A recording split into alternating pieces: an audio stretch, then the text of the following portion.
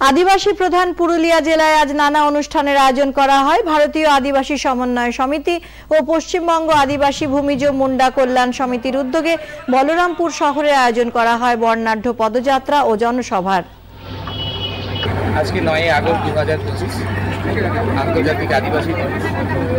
অন্যান্য বছরের মতো এবছর এলাকার সমস্ত আদিবাসী জনগোষ্ঠীর মানুষদের ঐক্যবদ্ধ করে বলরামপুর শহরে একটা পদযাত্রার আয়োজন। এখানে বাস স্ট্যান্ডে তিলকামাঝি মন্দির আদর্শে ছোট্ট একটি সভায় অনুষ্ঠিত হবে। বিশ্ব আদিবাসী দিবসকে সকলের কাছে স্মরণীয় করে রাখার জন্য আমাদের এই আয়োজন। জেলা পুলিশের পক্ষ থেকে অযোধ্যা পাহাড়ে প্রেরণা নামে একটি আবাসিক প্রশিক্ষণ শিবির চালু করা হলো আজ। এর উদ্বোধন করেন জেলা পুলিশের সুপার অভিজিৎ বন্দ্যোপাধ্যায়।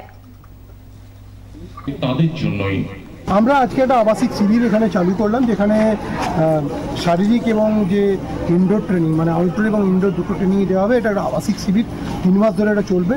মেনলি যেগুলো ইউনিফর্ম সার্ভিস মানে West Bengal police, Kolkata police বা প্যারামিলিটারি বা আর্মির যে সমস্ত পরীক্ষা আছে তার যে সমস্ত রিটিন টেস্ট হয় এবং যে শারীরিক সক্ষমতার টেস্ট হয় বা ভাইভা হয়, তার জন্য তাদেরকে প্রশিক্ষণ দেওয়া হবে, যাতে তারা এখানকার যে ছেলেমেয়েরা আছে, অযোধ্যা পাহাড়ের যে অধিবাসীরা আছে, তারা যাতে নিজেদেরকে ঠিকঠাকভাবে যে রিকোয়ার্ড মেজার্সগুলো থাকে সেগুলো যারা মিট আপ করতে পারে, তারা যাতে কৃতকার্য হতে পারে তার জন্য।